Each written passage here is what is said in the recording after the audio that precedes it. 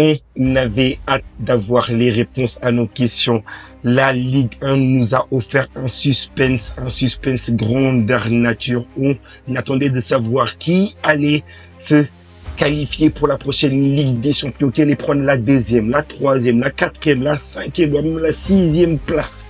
Actuellement, il y a un suspense dantesque dans cette Ligue 1. Et qu'est-ce qu'on aime ça? Qu'est-ce qu'on aime quand le football français nous offre autant de suspense, autant de bagarres? Et ce soir, on a eu une partie des réponses à nos questions. Il y a toujours des questions qui sont toujours en suspens pour cette dernière journée de Ligue 1. Mais en tout cas, on va rentrer un peu dans le vif du sujet parce que, pour vous rappeler, au début de la saison, si vous vous rappelez pas, allez voir cette vidéo qu'on avait tournée en début de saison, où est-ce qu'on parlait notamment de l'arrivée de Roberto De Zerbi. Et mon analyse au début de la saison, c'était qu'il fallait laisser du temps à ce technicien-là. Je l'ai vu exercer, notamment du côté de l'Angleterre, ici du côté de Brighton. Et j'avais dit aux supporters de l'Olympique de Marseille, il va falloir lui laisser le temps de pouvoir mettre en place son projet. Il va falloir lui laisser du temps parce que c'est un entraîneur qui est un entraîneur de grande classe. D'ailleurs, il y a beaucoup d'entraîneurs qui ont dit le plus grand bien de lui, notamment Guardiola qui a dit que c'est un entraîneur qui fait partie des meilleurs entraîneurs au monde. Et force de croire que quand même, depuis qu'il est arrivé du côté de l'Olympique de Marseille, il a imposé un peu la patte Roberto De Zerbi. On a vu un peu un changement, notamment au niveau du mercato, avec des joueurs qui sont beaucoup plus affirmés, qui sont arrivés du côté de l'Olympique de Marseille, notamment Mason Greenwood qui est arrivé, qui est venu apporter l'ancien joueur de Manchester United qui est venu apporter un peu sa qualité dans cette équipe de l'Olympique de Marseille. Mais également, il y a d'autres joueurs tels que Rabiot, tels que Guéry, franchement, c'est une équipe qui est intéressante à voir évoluer. C'est une équipe qui est intéressante à voir pour cette Ligue 1. Je pense qu'il y a encore beaucoup de travail. Mais je pense qu'aujourd'hui, ils ont posé un peu les édifices pour aller construire un peu un projet Olympique de Marseille, un projet pour devenir une grande équipe dans cette Ligue 1. En tout cas, ce soir, on a eu une réponse effectivement à nos questions parce que l'Olympique de Marseille revient. Ils sont de retour, notamment dans cette précieuse Ligue des Champions 2025-2026. Toute la population marseillaise n'est rêvé que de ça. Et maintenant, c'est un objectif. C'était une première pierre à l'édifice qu'il fallait poser et ils ont réussi à la poser. En tout cas, c'était aujourd'hui un déplacement qui avait lieu sur la pelouse du Havre. Donc, du coup, l'Olympique de Marseille a quand même eu une grosse domination, notamment en termes de menaces d'attaque. Regarde, quand on regarde un peu avant ça, la composition d'équipe de l'Olympique de Marseille, on voit que cette composition, c'est une composition assez classique dorénavant, avec Rouli au but. À gauche, on a Garcia, à droite, on a Murillo. Dans l'axe, on a Balerdi, qui est accompagné notamment de Cornelius, qui était arrivé notamment cette saison. Après, au milieu de terrain, on a Rongier qui n'était pas forcément titulaire à tous les matchs, mais on a vu que Rongier c'était une pierre angulaire de cette équipe de l'Olympique de Marseille et il apporte quelque chose de très très important. Et lui, il est accompagné dorénavant de Hochberg et devant en tant que espèce de numéro 10 box to box, on a exactement un Rabiot.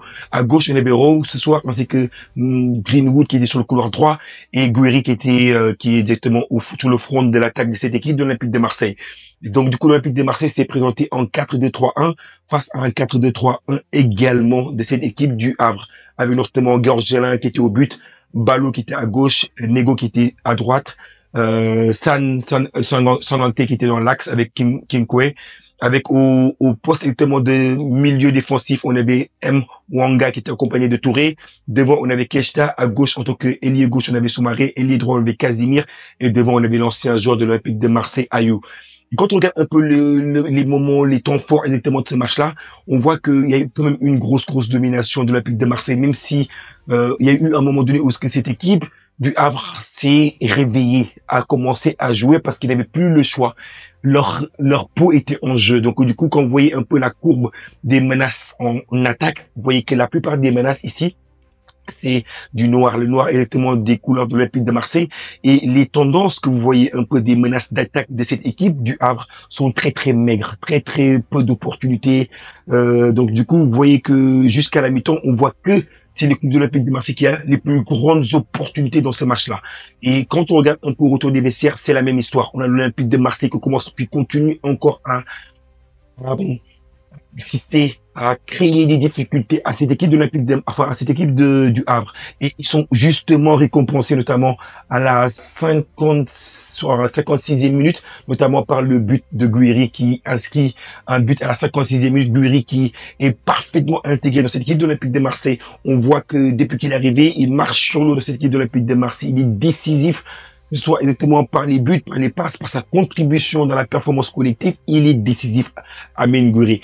Et donc, du coup, quand on regarde un peu aussi, donc, du coup, quand cette équipe du Havre était menée, l'équipe du Havre était dans l'obligation de réagir. Et ils réagissent notamment à la 66e minute par les biais de Soumaré. Ils rentrent dans la surface des réparations. Ils mettent ils devancent un peu les défenseurs.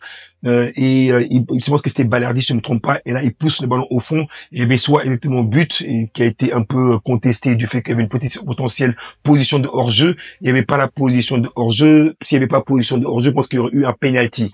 Donc du coup le Havre qui revient dans le match parce qu'ils savent que leur peau est en jeu notamment pour le maintien en Ligue 1. Donc du coup ils égalisent notamment par le but de Soumaré et ensuite c'est Mason Greenwood qui marque un but absolument stratosphérique. Actuellement, il est toujours dans la bataille pour le titre des meilleurs buteurs de la Ligue 1. Il n'a pas encore déposé les armes. Il a encore un deux buts notamment de Ousmane Dembélé et un but absolument somptueux venu d'ailleurs de la part de Mason Greenwood. Et ensuite, quand tu regardes un peu le déroulement de la partie, tu vois que l'équipe du Havre continue encore à insister, à représenter des menaces. Les menaces les plus importantes étaient représentées par cette équipe du Havre. Donc, du coup, il fallait leur mettre un petit coup de bâton afin d'aller terminer un peu le travail. Et c'est ce que l'équipe de l'Olympique de Marseille réussit à faire, notamment avec le troisième but qui est inscrit notamment encore une nouvelle fois, par Amine Gouiri. On voit toute la célébration de tout le staff de cette équipe de l'Olympique de Marseille qui sont heureux parce qu'ils savent qu'avec ce troisième but, c'est la libération pour l'Olympique de Marseille. Donc, du coup, quand on regarde un peu en termes de possession, on a 55% de possession de cette équipe. 45% de possession pour cette équipe du Havre. En termes de buts attendus, expected goals, c'est un statistique donné de temps en temps. 2,43 pour l'équipe de l'Olympique de Marseille contre 0,94. Les chances de l'Olympique de Marseille de marquer étaient beaucoup plus importantes que les chances de cette équipe du Havre. Et quand on regarde le nombre de tirs, on a 22 tirs côté Olympique de Marseille contre 10 tirs côté 3 grandes chances côté Olympique. Grande chance pour cette équipe du Havre. En tout cas, pour moi, l'équipe de l'Olympique de Marseille n'a pas volé sa victoire. Ils l'ont absolument mérité. Ils ont très très bien joué. Ils se sont battus pour remporter une victoire c'est absolument vital pour le projet olympique de Marseille. Donc du coup, les supporters marseillais, je pense qu'ils sont à la fête. Ils sont heureux actuellement parce que avec cette qualification, ça va leur permettre un peu de rebâtir, réaffirmer leur projet, de pouvoir recruter des joueurs de plus grande envergure. On n'a pas notamment de Paul Pogba ainsi que d'autres joueurs qui sont du niveau de l'Arabie Saoudite. Ils attendaient un peu pour voir est-ce que l'Olympique de Marseille allait se qualifier dans la prochaine Ligue des Champions afin de pouvoir conclure les transactions. Donc du coup ça, je vous tiendrai également informé sur les shorts ainsi que les vidéos que je ferai à l'avenir. Je vous tiendrai informé sur les potentielles arrivées de cette équipe, dans cette équipe de l'Olympique de Marseille. J'ai déjà les noms, donc du coup ne vous inquiétez pas par rapport à ça. Je vous tiendrai informé dans une nouvelle vidéo. Abonnez-vous pour... Quand on regarde également, il y avait un deuxième match où est-ce que ça se jouait, notamment du côté entre entre Monaco face à cette équipe de Lyon. Lyon qui connaît une crise d'envergure, notamment sur le point de vue financier, avec la dette qui est absolument importante dans cette équipe olympique de Marseille, dans cette équipe de Lyon. Donc du coup après, il y a également eu la sortie de Textor et la sortie n'a pas du tout fait plaisir aux supporters et les supporters sont arrivés avec pas mal de banderoles, avec beaucoup de colère de leur part. Donc, du coup, il faudrait vraiment surveiller les derniers matchs de cette équipe de l'Olympique de Marseille, de cette équipe de Lyon, parce que pour voir un peu si ça va pas un peu déborder, on espère que les esprits vont se calmer. Donc, du coup, après, du côté de Monaco, c'est une équipe quand même qui est beaucoup plus régulière cette année comparée à cette équipe de l'Olympique Lyonnais. Et cette équipe de Monaco, Franchement, on n'a fait qu'une seule bouchée de cette équipe de Lyon. Franchement, ils ont mérité leur victoire malgré un début qui était assez dominé par cette équipe de l'Olympique Lyonnais. Regardez, notamment quand on regarde un peu la menace des attaques, on a eu une domination de cette équipe de l'Olympique Lyonnais avec les opportunités qui sont lyonnaises. Mais quand tu vois que quand tu ne concrétises pas assez rapidement, au bout d'un moment, tu te fais rattraper par la patrouille. Et cette équipe de l'AS Monaco, ils sont très très forts, notamment Akilouche, Minamino. Ils sont très très bons dans la finition, malgré exactement les opportunités manquées par Akilouche, notamment lorsqu'il a utilisé les opportunités dans le match. C'est notamment Minamino qui vient inscrire le but à la 72e minute pour cette équipe de Monaco. Puis ensuite, le deuxième but, il arrive notamment par Zakaria qui vient de le marquer. Et c'était vraiment durant leur temps fort, l'AS Monaco a su capitaliser sur ces temps forts, pas en début de match, mais plutôt exactement dans la deuxième partie, dans la deuxième mi-temps, où est-ce qu'ils ont su mettre KO cette équipe de Lyon qui a déposé les armes. Et tu vois qu'en fin de match, la domination, elle est essentiellement monégasque. Et quand on regarde un peu la domination territoriale en termes de pourcentage de possession, on a 51% de possession pour cette équipe de l'AS Monaco contre 49% pour Lyon. En termes de expected goal, on a 1,6 pour Monaco contre 0,46 pour Lyon. Après, en termes de nombre de tirs, on a 11 tirs pour Monaco contre 9 tirs pour Lyon. 2 grandes chances pour cette équipe de Monaco contre 0 grande chance pour cette équipe de Lyon. Donc du coup, là, c'est assez dur pour beaucoup de la population lyonnaise.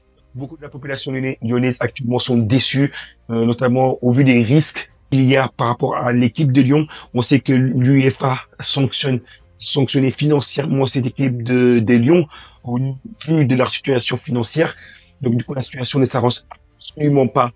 On est très inquiet pour cette équipe de l'Olympique Lyonnais en espérant que le sport va arriver à vendre ses parts du côté de Crystal Palace, qui va l'introduction en bourse également, qui va remporter des fonds propres à cette équipe de Lyon, parce qu'autrement, ça va être explosif pour cette équipe de Lyon en termes de fin de saison, en termes d'incertitude, parce que on sait que la DNCG fait toujours peser un risque de descente en deuxième division au vu de la situation financière de Lyon. En tout cas, on a vu un rapprochement entre Textor et également Nasser Al-Khelaifi, le président du Paris Saint-Germain.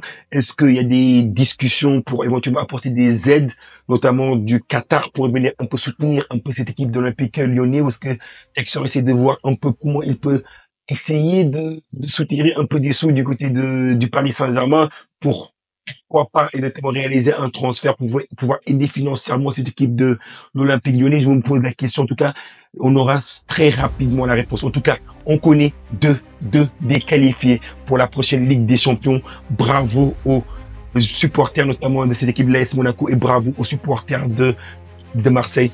Malgré qu'on a la rivalité, moi je suis de ceux qui pensent qu'on a besoin d'avoir une Ligue 1 forte. Une Ligue 1 forte, ça veut dire exactement les locomotives doivent. C'est-à-dire que les équipes telles que Paris, l'Olympique de Marseille, Monaco, Lyon, on doit avoir ces locomotives-là. Si on veut devenir un très très grand championnat, cela passe exactement par des locomotives qui tirent tout le monde vers nous. Arrête exactement de se mettre un peu les bâtons dans les roues. Il faut que il faut que tout le monde ait conscience de cette évolution absolument nécessaire par rapport au football français. Du football français. Je suis content de voir que Paris est là, qualifié en Ligue des Champions. Marseille est là, qualifié pour la Ligue des Champions, pour l'instant la deuxième place. Il y a une bataille exactement qui va se jouer, qui va être premier, enfin, qui va être deuxième, qui va être troisième, parce que le champion c'est Paris. La deuxième place, ça va se battre entre l'AS Monaco et également l'Olympique de Marseille pour voir qui sera exactement à la deuxième place. Parce que quand on regarde un peu le classement, on a un peu Paris Saint-Germain qui est à la première place, ça c'est fait dorénavant. Deuxième place, Marseille qui comptabilise actuellement un point d'avance seulement sur l'équipe de Monaco, et après Monaco a actuellement 4 points d'avance sur cette équipe de Monaco, enfin cette équipe de Nice. Donc du coup bravo exactement aux équipes qui sont qualifiées, et n'hésitez pas à donner de la force à la chaîne Parisian Football en mettant le petit pouce bleu et en partageant un peu nos vidéos pour donner un peu de la force. Merci beaucoup, j'espère que vous avez beaucoup apprécié ce débrief et je vous tiens informé de l'évolution comme d'habitude des transferts. À très bientôt sur la chaîne Parisian Football.